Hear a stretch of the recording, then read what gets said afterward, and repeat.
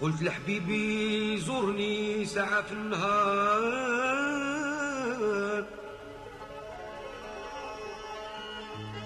ياك النشوان بالهوى حالو معذور،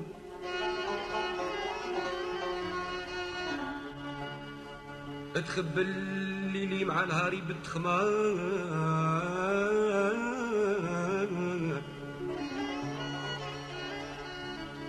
تخبل الليلي مع نهاري بالتخمار، من خمر حب ما هو خمر معصوم، اللي حالو بحال حالي راه يعذر، حتى اني مضعضه لا يقبض الوثور، عساك انا اللي نكويت،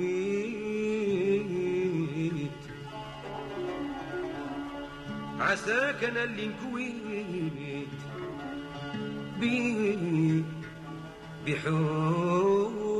بسم الله الرحمن الرحيم. Donc c'est le sujet d'aujourd'hui, la continuité du sujet de la dernière fois, qui était l'accueil ou la beauté du réel. Alors on a fait un peu l'accueil sur les deux subtilités qui peuvent exister entre accueil et hospitalité. Puis on avait vu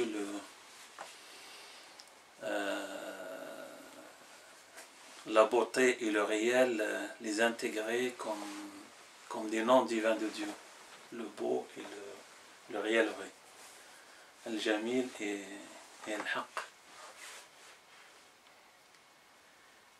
Et puis on a développé toute une approche autour de ça, ce qui nous a amené à celle d'aujourd'hui, qui était normalement un chapitre de celle de la dernière fois.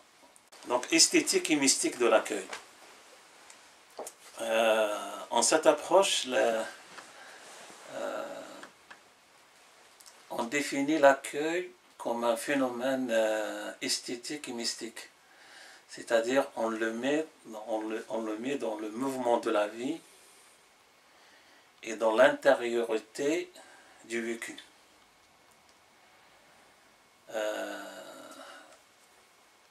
Et tous les deux en réalité, même si esthétique ça va plutôt sur, c'est-à-dire sur l'apparent, mais tout ce qui est apparent en finalité, il a quelque chose de caché derrière lui. C'est comme la beauté d'un arbre, d'un fruitier ou d'un rosier, mais en finalité cette beauté, elle émane d'une racine qui est cachée en terre et qui se nourrit de quelque chose. Mais on voulait un peu donner une dimension peut-être un peu pour relever un peu le sujet, pour lui donner un peu une réalité ou bien une dimension un peu philosophique. Pas trop, mais un peu. Et donc, pour approcher la question de l'esthétique et la mystique de l'accueil, donc j'ai procédé un peu différemment, puisque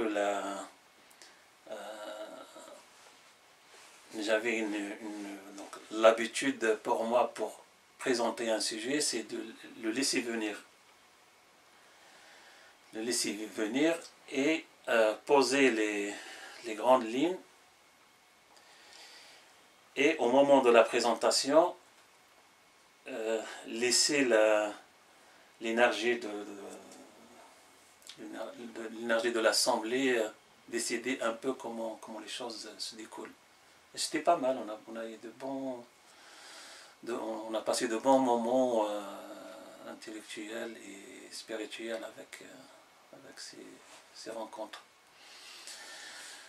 Donc aujourd'hui, ce qui m'est arrivé, c'est que parfois j'avais quand même des choses qui apparaissaient, du coup je les ai notées.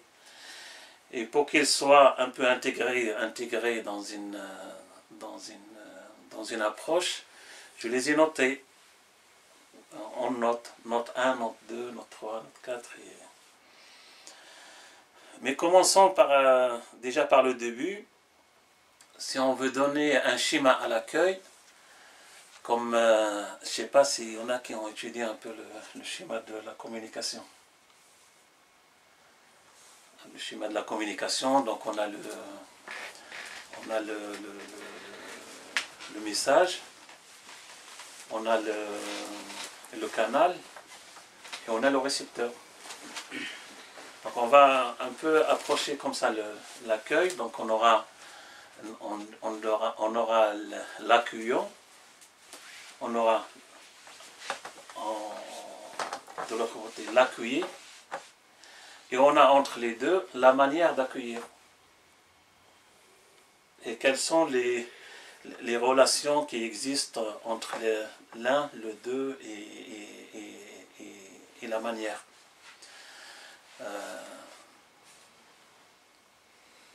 Parce que comme en réalité l'accueil est un effort sur soi pour accueillir ce qui vient. Et ce qui vient par la manière d'accueillir devient un transformateur qui transforme l'accueillant et celui qui est accueilli en même temps. Donc le moment de l'accueil devient un moment magique qui agit sur les deux par la manière d'accueillir. Les anciens disent, un adage chez les Arabes, il dit Al-ina'u bima fihi yarshah, c'est-à-dire chaque assiette présente ce qu'il y a dedans. Et donc il ne suffit pas de donner de la nourriture, mais la manière de disposer la nourriture déjà est un message qui peut soit proposer à l'autre d'être à l'aise et être vraiment un invité qui va participer à l'accueil, ou bien la manière d'exposer va être quelque chose plutôt qui va freiner tout le phénomène de l'accueil, de la réception. Donc on note ici donc, trois piliers de l'accueil: l'accueillant, la manière d'accueillir et l'accueilli. Et tout finalement, en finalité, tout se repose sur l'accueillant, parce que c'est lui qui tient en lui deux choses: l'énergie qu'il porte et la manière par laquelle il expose. Parce que, pourquoi on a dit, parce que le sujet, il est venu de très loin. Quand on a parlé de l'abandon, on avait un certain peur de s'abandonner à l'énergie de la vie, parce qu'on a peur de se perdre dans le... Donc on s'est dit, pourquoi pas changer la disposition. Au lieu de s'abandonner, on devient accueillant de la vie.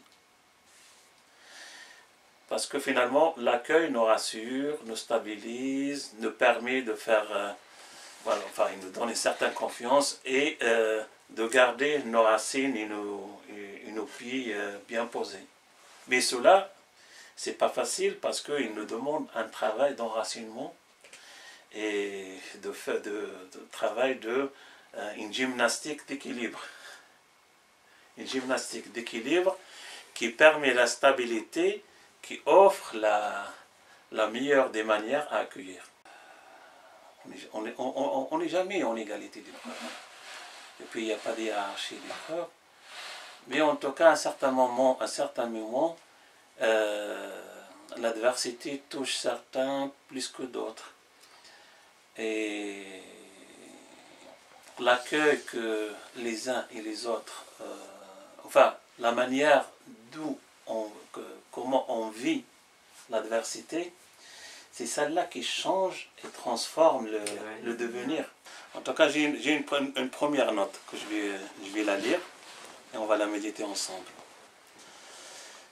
Les choses de la vie viennent sans prévenir et se déplacent et s'installent sans autorisation, puisqu'ils appartiennent à l'énergie globale de la vie et appartiennent au grand mystère. Mais en réalité, chaque chose et chaque épreuve ou réussite sont l'inscription d'un nom divin en nous, jusqu'à l'inscription totale de ces noms en toi, en soi. Ce qui fait la différence dans tout cela, c'est la manière d'accueillir et de réaliser ces noms en toi, en conscience et avec agrément. On avait parlé finalement de ce point-là la dernière fois. On a dit les choses qui viennent à soi est un nom divin qui vient s'inscrire en toi. Et les noms divins au premier niveau 199 qui sont les clés du paradis. Deuxième niveau qui sont inscrits dans la tradition sont autour de 105 à 104 ou 120 à peu près noms divins. Mais les savants disent par la suite que les noms divins sont à l'infini. Et Dieu, selon notre capacité humaine, nous envoie des choses, des épreuves ou des réussites, des êtres ou des phénomènes ou des présences pour inscrire un de ces noms en nous. Dans cette conscience, repousser, ne pas accueillir, devient quelque chose qui nuit, en tout cas à l'approche spirituelle du cheminant. Mais accueillir ne veut pas dire accepter l'adversité. Accueillir, c'est la manière par laquelle on agit dans l'adversité. Mais cet instinct de survie, il y a qui le traverse avec une conscience, qui le garde en reliance avec la vie, avec ses semblables et avec Dieu.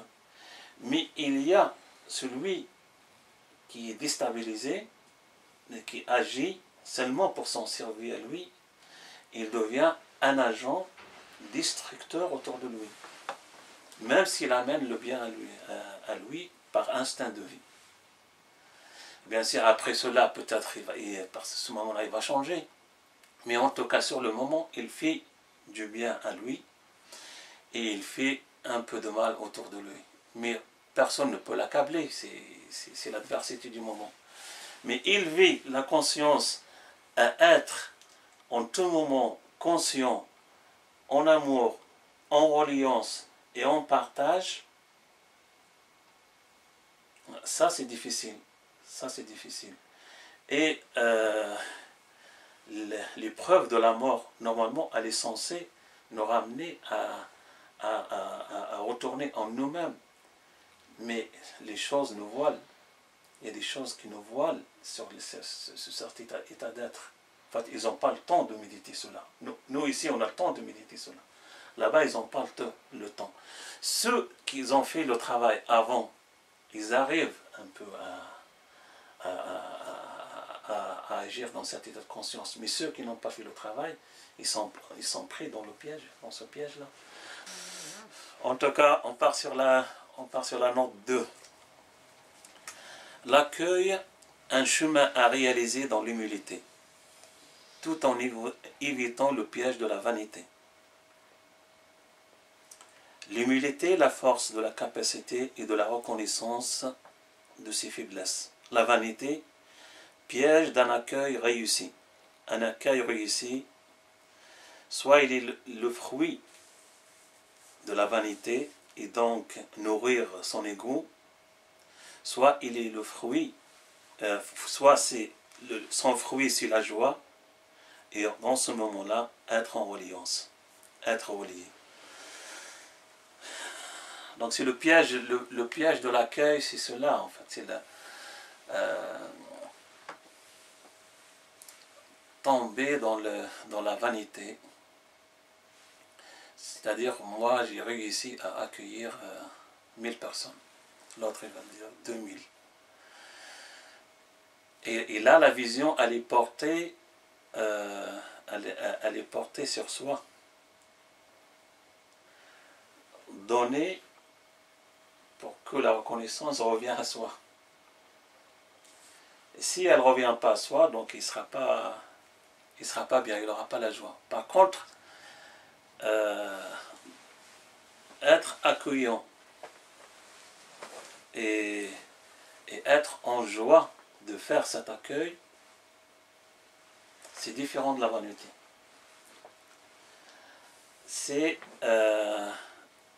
être dans l'état de remerciement que Dieu t'a permis d'être un accueillant, parce que c'est pas facile d'être un accueillant, et d'être un agent de bien qui participe à un moment ou à un autre à la joie des autres, à la joie de la vie autour de soi.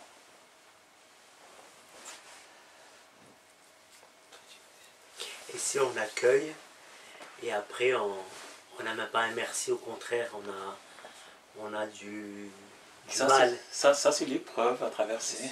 Qui se retourne, mais c'est souvent ça. Donc il faut accueillir. Et tu fais quoi dans cette situation-là? Donc le plus important c'est le geste porté en toi à faire, à comment faire, et quelle est l'intention première et quel est ton désir. Et tout cela nous amène à faire le travail de nettoyage intérieur sur notre intention, sur notre action et sur notre bien-faire pour nous et pour l'humanité. Par contre, je vais prendre un exemple concret. Par exemple, tu accueilles quelqu'un. Nous, j'en avais parlé la dernière fois. Oui. On a une mémé qui venait tout le temps. On l'accueille. On l'accueille très très bien. Elle repart. Elle dit qu'elle est mal accueillie. Elle revient. On l'accueille. Elle repart. Elle est mal accueillie. Et à un moment donné, il faut dire stop. Oui, ça c'est des petits moments de qu'on retrouve dans toutes les familles, dans toute vie société humaine. Mais si on fait le travail de conscience un peu plus élevé, on aura la vision plus large. La mimique est-ce que la mimique qui nous dénigre n'est pas en même temps en train de nous remercier? C'est un chemin. En tout cas, regarde le point que j'ai noté ici. Accueillir pour pouvoir cueillir. Voilà. Très joli, très beau. Hein, l'histoire de Ibrahim alayhi salam et Lot alayhi salam, ils avaient une histoire pareille. Ils avaient les anges qui sont descendus du ciel pour les visiter. Les anges, ils sont passés déjà voir Lot, et Lot, il a pris peur.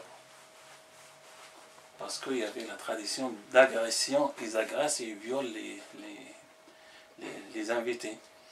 Et il a pris peur, et donc les anges lui ont dit, n'aie pas peur, on est venu pour te délivrer. Et donc il les a accueillis, il lui a apporté la bonne nouvelle, et ils lui ont dit, pars-toi le matin, et nous on va s'occuper de tes détracteurs. Donc finalement la ville elle a été, en fait il y avait le châtiment de Dieu qui les a accablés, ou le châtiment de la nature. Et après les anges sont partis voir Ibrahim alayhi salam, ils sont rentrés chez lui, il les a accueillis, il les a égorgés un chameau, il leur a présenté, mais ils n'ont pas mangé. Quand ils n'ont pas mangé, il a eu peur. Et quand il les a accueillis, il savait que c'était des anges. Non, ils ne savaient pas. Non, non. D'accord. Ils se sont présentés comme des étrangers. Ok. Des étrangers. Et pareil pour l'autre, au début, ils ne savaient pas. Ok. C'était des êtres lumineux. Donc, Enfin, Lot et en beauté. Abraham, ils étaient contemporains. Ils étaient contemporains, ouais. Ouais. En fait, la première personne qui a cru en Abraham, c'était Lot, qui est devenu prophète. Et je crois que c'est son neveu. C'est le neveu d'Abraham. Lot, c'est le neveu d'Abraham. Ils habitent pas loin. C'est en Jordanie, la Palestine, c'est pas loin. Et donc, Abraham, il a eu peur. Et quand parce qu'ils n'ont pas voulu manger. Quand ils n'ont pas voulu manger, ils ont dit, ceux-là sont louches. Je leur offre l'hospitalité, ils ne mangent pas. Non, ils ont dit, non, n'aie pas peur, car on est venu, on est déjà parti. Non. Donc ils sont partis voir Abraham en premier. Ils l'ont dit, on est venu pour partir voir Lot pour détruire sa ville. Et Abraham, il est rentré dans un dialogue avec eux pour leur dire, c'est pas la peine, il y a des gens pieux là-bas, il ne faut pas les détruire. Ils ont dit, non, on est au courant de tout ce qui se passe là-bas. T'inquiète pas. Et donc quand ils n'ont pas voulu manger, il a eu peur. Et sa femme, Sarah, quand elle a parlé de Lot et qu'il va les détruire, elle a frappé sur son visage. Elle a rigolé, elle a frappé sur son visage. En fait, elle était contente que la ville du péché soit engloutie. Et quand les anges l'ont vu, ils lui ont donné une bonne nouvelle, qui est la nouvelle qu'elle est enceinte et qu'elle va avoir un enfant à l'âge de 90 ans. Donc l'accueil, en fait, il faut prendre les choses qui viennent à nous sur le plan du mystère. On a le premier plan qui est le plan des noms divins, ça veut dire chaque épreuve qui vient à nous est venu pour inscrire en nous un de ces noms divins. Et tu peux donner un exemple d'un nom divin qui pourrait correspondre à... Alors, les noms divins, on a des noms divins qui sont les énergies qui sont les uns face à l'autre, comme le bienveillant et le châtieur, comme le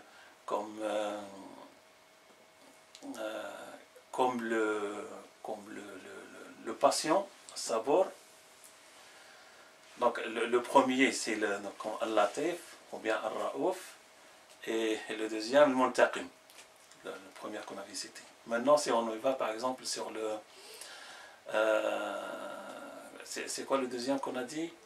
Le nom divin, Sabor, le patient. Le patient et en même temps Sari al-Hisab, celui qui rend rapidement le jugement. Il accable rapidement. Sari al-Hisab, Sari al-Iqab, Shadid al-Iqab, Sari al-Hisab. Il est lourd dans son châtiment et il est rapide dans l'exécution. Et de l'autre côté, on a Sabor. Et tous ces noms divins, Ar-Rahman, Ar-Rahim, Al-Malik, Al-Quddus, Al-Salam, Al-Mu'min, Al-Muhaymin, Al-Aziz, Al-Jabbar, Al-Mutakabbir, c'est des énergies dans la vie qu'on ne les a pas, nous, en totalité. Nous, on a par exemple, on a une part, qui est par exemple le bienveillant. Mais on n'a pas par exemple le sabor. Et il vient inscrire en nous ça par l'épreuve. Ou bien, il vient par la réussite, par exemple, il vient inscrire en nous son nom, par exemple, à Shakor. Ça devient une caractéristique de notre personnalité ou c'est une bonne action qui s'inscrit? Une vertu. Une vertu? Oui, parce que les noms divins, c'est des qualités. Ouais. Mais est-ce que ça devient une qualité qu'on comprend, qu'on absorbe? Oui, qu'on absorbe et qu'ensuite... Oui, les savants, ils parlent de at-takhalluq. Ça veut dire l'incarnation du nom divin. les noms divins. Peut-être on fera une série sur mystique et théologie des noms divins. Parce que les noms divins, on a Tahaqquq, At-Takhalluq et Ta'alluq. Chaque nom divin, sauf Allah, qui est pour At-Tahaqquq. Chaque nom divin est porté sur trois possibilités, enfin, trois approches. At-Tahaqquq, qui est alors pour l'expliquer, c'est être en relation d'amour avec le divin, Tahaqquq. Et on a un nom, c'est Ta'alluq, l'attachement, c'est la relation d'amour. Et on a At-Tahaqquq, qui est Justesse, être juste. Non, Tahaqquq, on dit Confirmation. oui, mais encore un peu plus la réalisation. Réaliser le nom en soi. Mais c'est intérieur celui-là, Tahaqquq. Et At-Takhalluq, c'est le nom, il devient un comportement. S'inspirer du nom pour inscrire un comportement. Et les noms divins, donc, ils viennent en cela,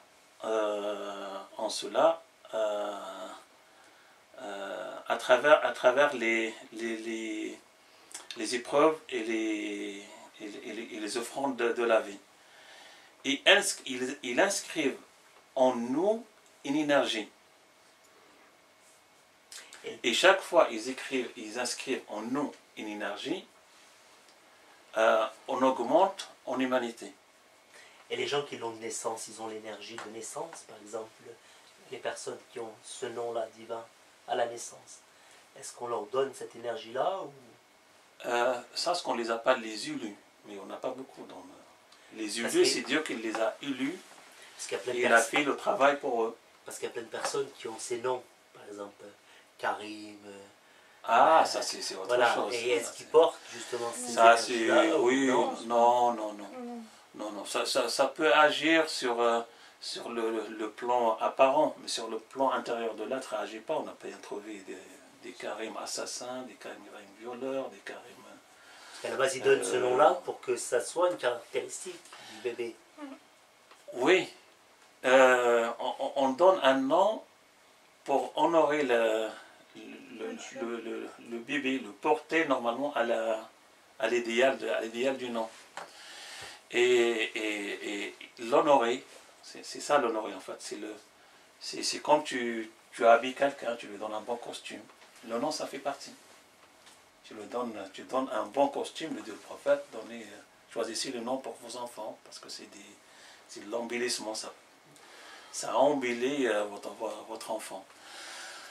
En tout cas, il y a des énergies qui s'inscrivent en toi, ils s'inscrivent jusqu'à qu'ils t'amènent à une harmonie de tous les noms divins. Une fois qu'elles sont inscrites, et là, tu deviens... inéluctable, tu peux pas les reperdre à travers des actions. Non, c'est un combat quotidien. C'est une vigilance, on va le voir, c'est une vigilance de tous les jours. On peut acquérir, mais on peut en perdre aussi. C'est pas de l'acquis. Non, c'est un combat de tout instant. En fait, c'est une vigilance de tout instant. Et comment on fait dans une société qui est ultra moderne, dans laquelle on vit, où on est tout le temps sollicité pour justement avoir...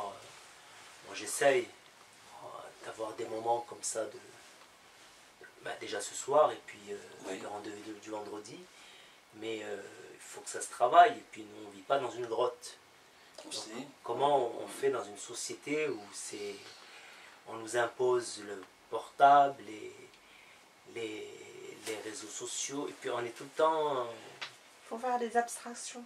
Perdu comme ça, Comme moi j'ai arrêté tout ce qui est réseaux sociaux. En fait, quand on est connecté, on reste toujours connecté. Quand on est connecté au divin, on n'est jamais déconnecté. C'est-à-dire que le portable, il est inscrit dans cette énergie divine. Le travail, il est inscrit dans cette énergie divine. Les relations humaines sont inscrites dans ces énergies divines. Le confrontement est inscrit dans cette énergie divine. L'amour est inscrit dans cette confrontement divine. La tendresse est inscrite dans cette énergie divine. pas la dureté, mais en tout cas le faire face aux choses et aux gens s'inscrit dans cette énergie divine. Oui. Mais quand tu portes tout cela avec cette énergie, il y a quelqu'un qui vit la dureté, enfin qui exprime la dureté. On peut trouver deux personnes qui expriment la dureté, mais il y en a qui l'expriment avec justice, justesse, tendresse, bienveillance, et d'autres qui l'expriment autrement. Mais c'est le même acte. Mais la façon qui habite l'être qui agit à l'intérieur, il y a quelque chose de mystérieux qui passe avec. En tout cas, le premier plan, c'est les noms divins. Le deuxième plan, le phénomène comme représentation d'un ange. Donc, ne pas, même si on a peur de ce phénomène-là, le considérer comme un ange qui vient nous élever sur un autre plan, ou nous donner des ouvertures sur le plan de ce monde. Considérer qui comme un ange? Les phénomènes qui arrivent à nous. Les rêves, par exemple. Les rêves, les confrontations, les choses qui se passent autour de nous, ou qui arrivent à nous, comme un ange, si on l'accueille, il nous donne une bonne nouvelle. Il nous annoncera, soit il nous annoncera une bonne nouvelle qui va arriver pour nous, soit il agit dans la bonne mesure pour nous détacher d'une situation de conflit, de situation d'une mauvaise situation. Là, on est dans quel cadre? Dans le cadre où on accueille quelqu'un? Oui, ça peut être quelqu'un, ça peut être un état de fièvre, ça peut être un conflit à la maison, ça peut être un conflit avec frères et sœurs, ça peut être Une dépression avec soi-même. ça peut être la joie avec les frères et sœurs. Exactement. Mais en tout cas, il faut porter les choses à accueillir ce qui vient parce qu'il est bien pour demain. Donc, en tout cas, c'est un enseignement qui nous aide à traverser la vie, en tout cas avec un minimum dans l'acceptation. Dans l'acceptation. Ouais. Tout effort qu'on fait dans cet état d'être devient bénéfique. Soit à nous, soit autour de nous. Il y a l'esprit de fatalité, quoi. C'est les licences. La fatalité, tu vois, qui arrive, donc tu la prends ou tu la prends pas. Il faut la prendre positivement. Oui. La fatalité, c'est ce qui va arriver, quoi que tu fasses. Oui. Parce que l'autre, pour lui, c'était une grande épreuve. Parce que ça va amener les agresseurs chez lui à l'intérieur de la maison. Et c'est vrai, ils sont venus et ça a failli se passer. Donc, si on ouvre le champ sémantique, le champ du sens le plus large possible, et on le porte à ce point-là, tout ce qui vient est angélique, et tout ce qui vient est une énergie divine, qui est venue s'inscrire en nous. Alors, le point 4, l'accueil comme autodétermination de la volonté. Comme autodétermination de la volonté. Finalement, on n'accueille pas parce qu'on subit, on accueille parce qu'on a voulu.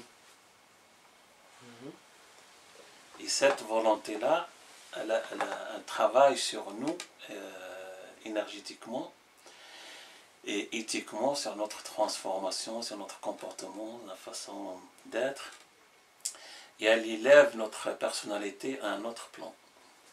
Vous savez bien que on sait que la volonté, c'est quelque chose qui transforme, comme disent les croyants, les montagnes, déplace les montagnes.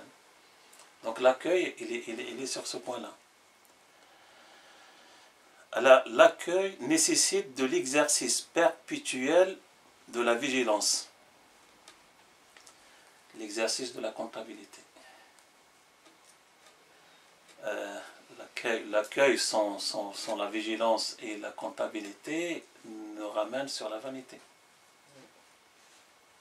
Alors que l'accueil, comme on va le voir ici, l'accueil avec la vigilance de notre humanité m'amène sur le point de l'humilité.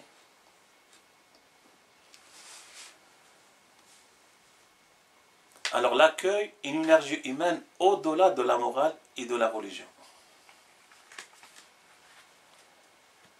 Alors les religions, ils aiment bien s'accaparer toutes les vertus, mais c'est une énergie humaine qui habite tout être. Est-ce que c'est pas forcément des vertus qui vont te donner accès au paradis? Oui, ça c'est pas comme une bonne action qui va... Forcément une bonne action qui va... Oui, en tout cas les bonnes actions, c'est pas une garantie du paradis. Oui, mais le cumul de bonnes actions... Et même le cumul de bonnes actions, c'est pas une garantie de bonne. Alors la bonne action chez les théologiens, elle est considérée par les deux pôles, l'intention et le faire dans le sens... L'intention, la compréhension et l'action. Oui, mais eux ils l'apportent sur ces deux-là, c'est le niya ou l'ikhlas, qui veut dire l'intention et la sincérité, et la conformité à la religion. Donc l'action, elle sera que... Hein? On dit taqwa là. Le taqwa, c'est la crainte de Dieu. Mais en tout cas,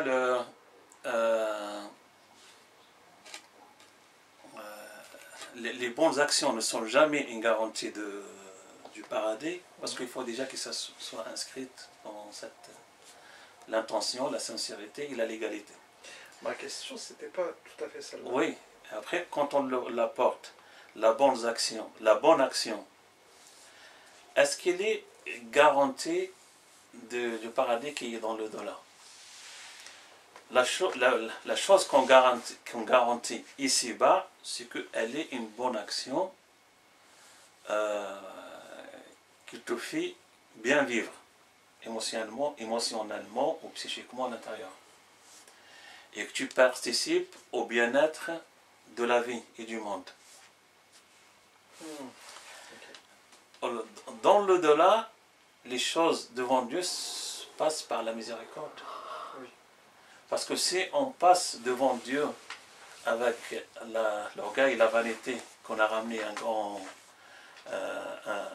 grand compte de hasanat, qu'on dit de bonnes actions, et que le paradis est garanti pour nous, c'est-à-dire on s'est placé devant la comptabiliser les bonnes actions. C'est là voilà. Le terme comptabiliser. Pardon, excusez-moi.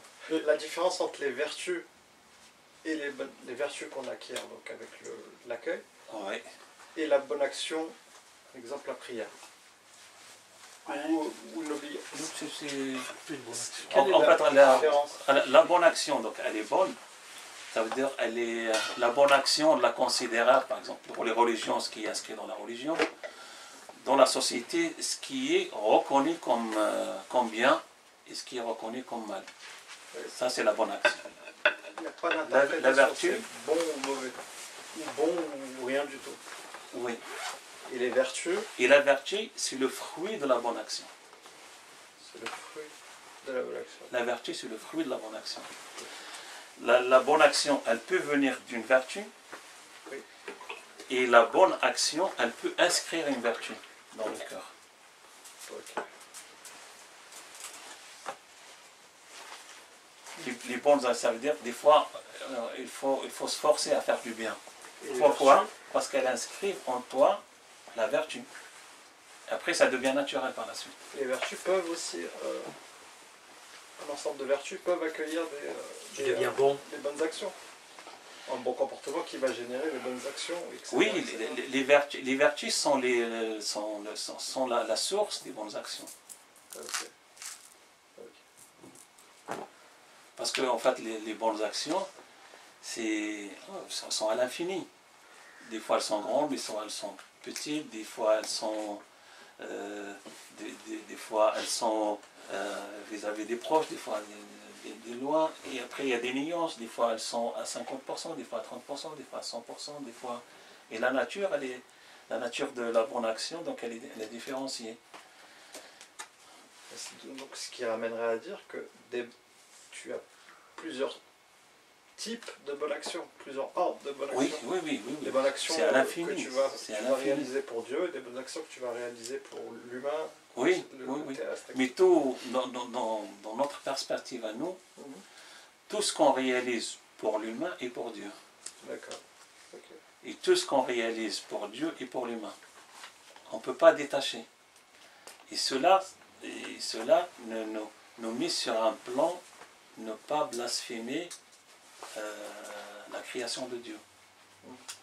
Sous prétexte qu'on agit au nom de Dieu. C'est ce que font aujourd'hui les extrémistes de toute part, musulmans ou juifs. Sous prétexte qu'ils agissent au nom de Dieu, ils agressent la création de Dieu. En tuant. En tuant. Donc, la tuerie et les agressions qu'ils font vis-à-vis de la création de Dieu et elles-mêmes vis-à-vis de Dieu. C'est pour ça qu'on doute sur leur salut. Bien sûr. Donc, l'accueil d'une énergie humaine au-delà de la religion et de la morale. Alors, l'esthétique et mystique de l'accueil. Esthétique, on le porte sur l'épreuve de la dignité, et la mystique de l'accueil, on la porte sur l'épreuve de la reliance. C'est une approche de philo, ça.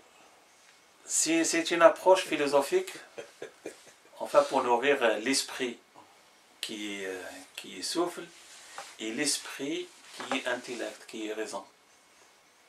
Oui, nourrir l'un et l'autre afin d'élever un peu notre regard sur... Quand on dit esthétique, pourquoi la dignité est une épreuve pour l'esthétique? L'esthétique, c'est-à-dire la beauté. Ça rendre la chose bonne. Et on dit dignité pour l'accueillir, dignité pour l'accueillant, et dignité dans la manière d'accueillir.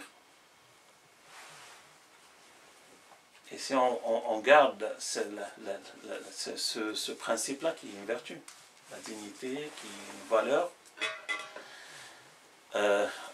tout en gardant ma dignité, je ne touche pas à la dignité de l'autre. Et je fais toutes les manières possibles de l'offrande et de l'accueil afin que, préservant ma dignité, je ne touche pas à la dignité de l'autre et rayonnons tous ensemble en dignité humaine. Et la mystique, c'est l'épreuve de la reliance, c'est considérer l'autre comme un soi-même. Et tout effort vers l'autre est un effort vers soi-même.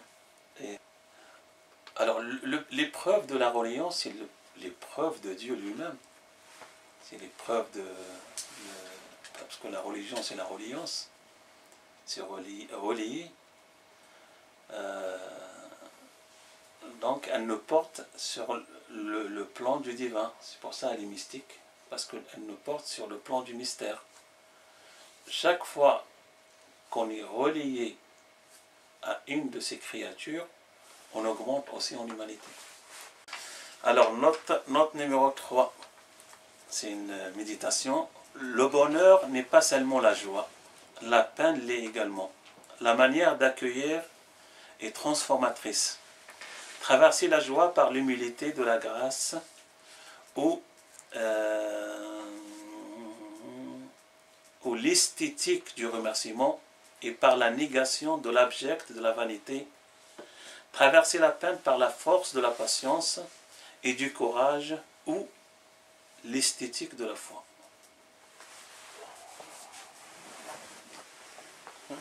Tu acquiesces? Le bonheur n'est pas seulement la joie, la peine l'est également. La manière d'accueillir est transformatrice. Traverser la joie par l'humilité de la grâce ou ce qu'on peut appeler l'esthétique du remerciement. Et par la négation de l'abject, de la vanité, et par la négation de l'abject, de la vanité. Traverser la peine par la force de la patience et du courage, ou ce qu'on peut appeler l'esthétique de la foi. C'est un des piliers du soufisme, ça. Oui, on est en train de battre les plans sur comment en fait ce qu'on appelle les connaissants ont vécu, parce que ça c'est le nectar, en fait, c'est quelque chose de concentré. Comment les connaissants ont vécu leur vie mystique, et là on donne les fruits de leur vécu avec le langage de notre époque. Je compare ça un peu comme l'aïkido. Tu prends la force de l'extérieur et tu la transformes, tu vois ce que je veux dire. Oui. Tu prends les peines, les douleurs, ce que tu veux, tu le prends puis tu le rééquilibres de façon à... Tu la dégages de l'autre côté, quoi. Tu prends la force de l'autre pour... Alors, accueil et altérité. Hein? Pour détruire. La relation entre l'accueil et l'altérité. Donc, pour accueillir, il faut deux. Donc l'accueil déjà est une connaissance, est une reconnaissance de l'altérité. Et il faut que ça soit sur le plan de la dignité pour tous, de la négation de la vanité, et sur le plan de la grâce et de l'humilité. Parce qu'on a trouvé des mouvements religieux qui utilisent l'accueil comme forme de vanité, d'expression du meilleur, et de devenir que l'accueillant devient enchaîné à ton bienfait, sous l'emprise émotionnelle, psychique que tu lui as fait. Alors c'est pour cela qu'on essaye un peu de détacher l'accueil de la morale et de la religion et le porter sur le plan de notre humanité. Ce qui nous importe aujourd'hui, c'est notre humanité, notre vécu ensemble. Alors note 4, celle-là c'est un philosophe qui l'a dit, mais elle est pas mal, mais ça rejoint celle de Cheikh Ibn Tounes qui dit l'autre est un autre moi-même. C'est un miroir. C'est un miroir. C'est un miroir, et après dépassé, on devient un miroir, mais qui a une existence, des émotions, des réflexions. Alors le philosophe dit, l'autre homme n'est pas l'autre avec un grand A majuscule. L'autre homme est un mélange d'autres que moi et de même que moi, qui possibilise la rencontre. Tout instant d'accueil est un instant de transformation et de mystère. Et on termine par ce parallélisme entre accueillir et voyager. Alors la note 5, c'est si voyager, c'est être accueilli, si voyager, c'est se déplacer pour être accueilli, alors accueillir, c'est voyager sans se déplacer. Pas faux.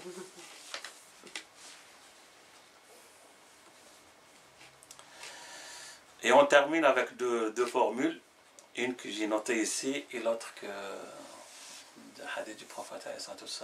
Alors celle-là, elle est connue dans les réseaux sociaux, c'est Joël qui m'en a parlé.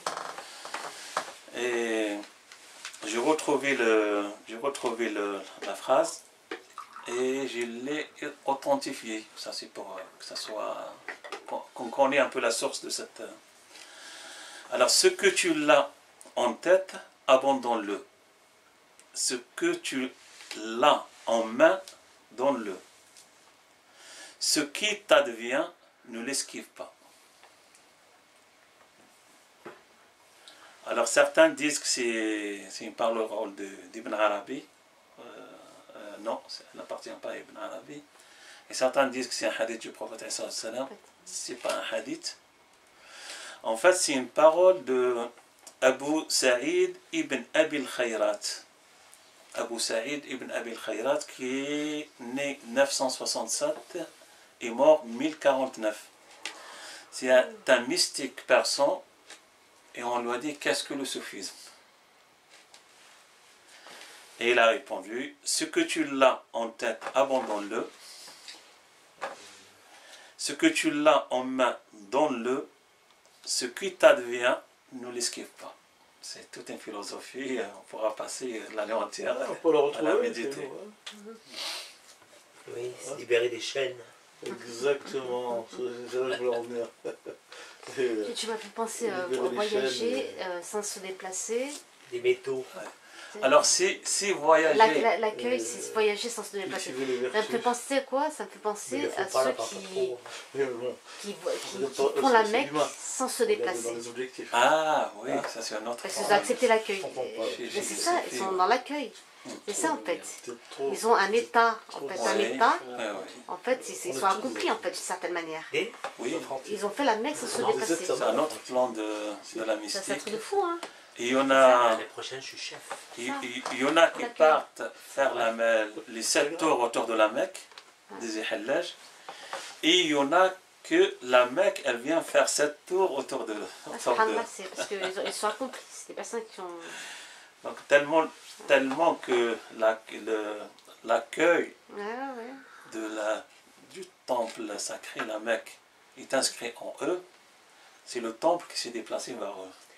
Et il y en a qui se déplacent pour aller vers le temple, mais il y en a que le temple vient se déplacer pour les voir. Ça se matérialise comment? C'est mystique, c'est juste pour élever l'esprit, pour détacher les choses de la forme. Cas, tu vois, ça tourne autour de toi. C'est l'esthétique. Pas entre guillemets, sans vouloir penser. En tout cas, il y a un grand Marocain, Sidi Abdelrahman al-Mjdoub, il disait... Sidi Abdelrahman al-Mjdoub, il est très connu, il a un chant très connu. Alors, الناس زارت محمد ونسكن لي في قلبي. Les gens partent pour visiter le prophète Mohammed à la Mecque, mais moi, Mohammed, il est inscrit dans mon cœur. C'est puissant. الناس زارت محمد ونسكن لي في قلبي ونسكن لي في قلبي. En tout cas, c'est dans cette énergie que le cœur peut se déplacer. Le cœur peut se déplacer mystiquement, mais le cœur peut déplacer les choses vers lui mystiquement, l'inscrire à l'intérieur de lui.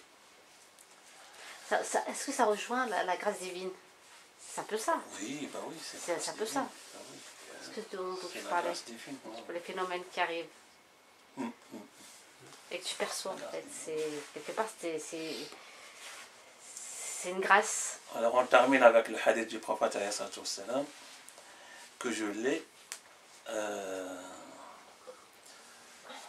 En fait, la dernière fois j'avais parlé de traduction, que des fois je doute des traductions, parce qu'on a vu la dernière fois, on a traduit un hadith qui dit qui est traduit par Salah Din Kshrid, qui a traduit le Coran. Mais en finalité, quand je me suis parti un peu plus loin, j'ai trouvé que ça manque de consistance. Parce que dans le hadith qui est la dernière fois, Ihfadillah yahfadk en arabe. Ihfadillah yahfadk, lui, il a traduit observe les commandements de Dieu. Dieu t'observera par sa bienveillance. Mais en arabe, le prophète n'a pas dit ça. Il a dit observe Dieu. Donc il a fait une exégèse sur comment lui il a compris. Alors si je traduis direct, observe Dieu, il t'observera. C'est textuellement ce que l'a dit le prophète. Mais certains restent sur le plan de la loi. Donc certains observer Dieu, c'est observer ses commandements. Et certains observer Dieu, c'est observer Dieu lui-même.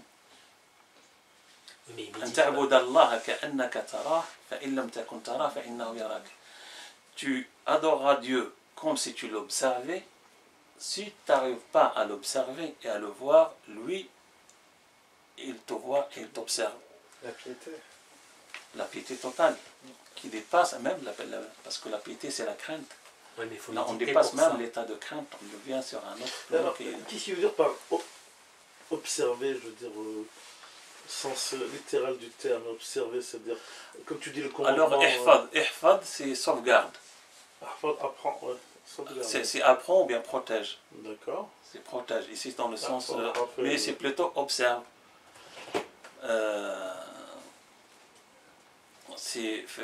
Garde Dieu en face de toi dans toutes les situations. C'est ça, observe. Ihfadillah. Ça veut dire, Dieu, à aucun moment, tu n'échappes du regard de Dieu, ou Dieu n'échappe de ton regard. C'est-à-dire que tu vois Garde Dieu... la foi perpétuellement. Voilà, tu vois Dieu dans ton frère, dans ta sœur, dans l'animal, dans le végétal, toi-même dans d'ailleurs, avec tous tes sentiments, tout ce que tu fais, sa création, oui. Là où tu te tournes, là où tu te tournes, tu trouves la face de Dieu. C'est ça en réalité, observe, c'est pas le commandement, c'est le niveau le premier de cela. Avec ce hadith là qui est ici, mais il faut le prendre sur... il faut le méditer, le méditer. Je vais essayer de le lire et après on porte la méditation. Alors toujours selon lui, le messager de Dieu, paix et bénédiction sur lui, a dit: l'image de ce que Dieu a envoyé avec moi comme bonne direction et science est celle d'une pluie bienfaisante ayant atteint une terre. Une partie de cette terre était bonne, elle absorba l'eau et fit pousser une abondance de l'herbe et de la verdure. Une partie était stérile, mais retint l'eau à sa surface, si bien que Dieu en a fait profiter les gens. Donc elle retient et elle fait bénéfice aux gens. Ils en burent et ils en burent et en abreuvèrent leurs animaux et leurs champs. Enfin, une autre partie était plate et sablonneuse. Elle ne retint pas l'eau et ne fit pousser aucune verdure. Telle est l'image de celui qui a bien assimilé la religion de Dieu. Donc la traduction, elle est un peu tarata. Je le dis avec mes respects à Salek Sharid. Mais en arabe, les choses sont encore portées plus élevées. Ainsi, il ira profite telle est l'image de celui qui a bien assimilé la religion de Dieu. Ainsi, il tira profit de ce que Dieu envoya avec moi. Il l'a pris lui-même et l'enseigna autour. Donc il rayonne avec. Et de celui qui a appris cette science, mais n'en tira lui-même aucun profit. Ou enfin, de celui qui n'a rien retenu de la bonne direction dont Dieu a fait l'objet de ma mission.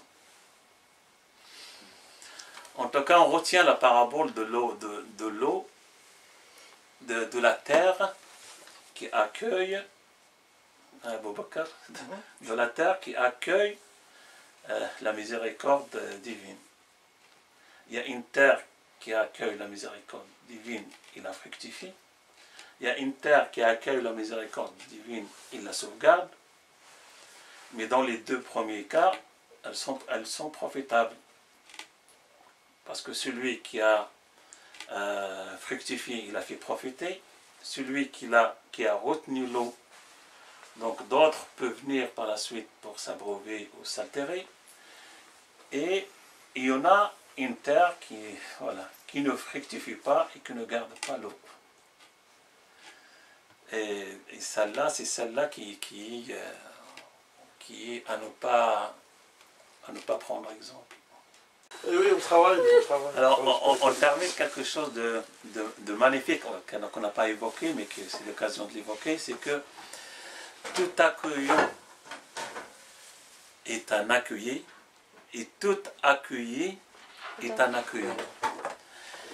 Et en considérant les choses comme ça, on offre à l'accueil la possibilité d'agir sur l'accueillant et sur l'accueillant spirituellement.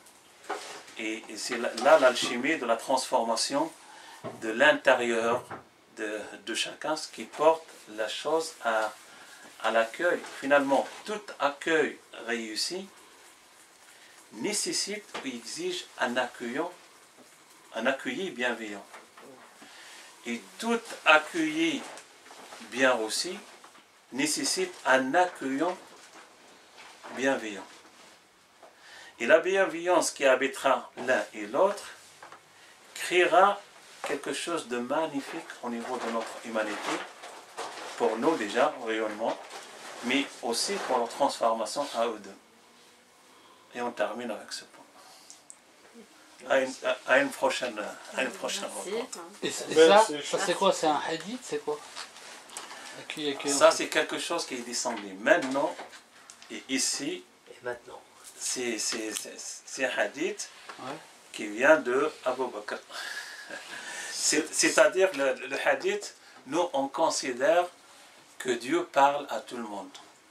Et à un certain moment précis, nous, le cœur de chacun de nous, et à ce moment-là, c'est le cœur de Abu Bakr, il s'est ouvert à cette réalité mystique. Et il l'a exprimé. On s'est dit, il faut l'attraper, il faut l'inscrire et l'écrire, afin que ça reste un enseignement pour nous tous.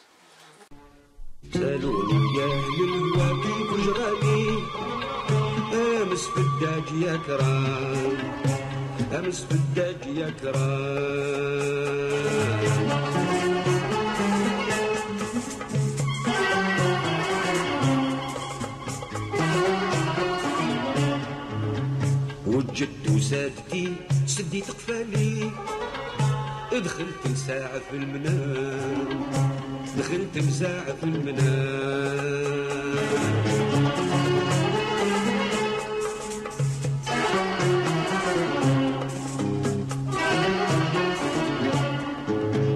بين المنام واليقظة ضو طفالي نسمع الدق في الرصان نسمع الدق في الرصان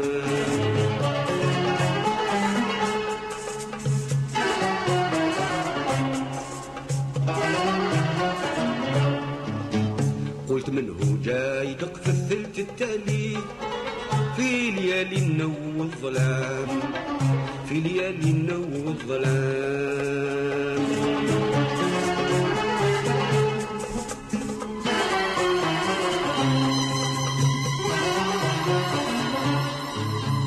لحت عطايا وقمت منه ظلالي رميت يدي على الحسام رميت يدي على الحسام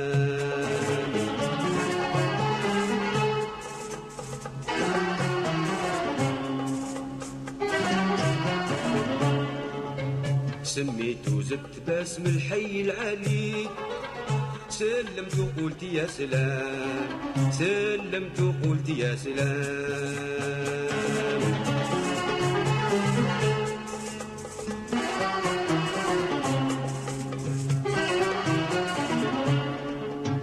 فتحت الباب ما عرفتش قبالي ضيف الله قال لي قوام ضيف الله قال لي قوام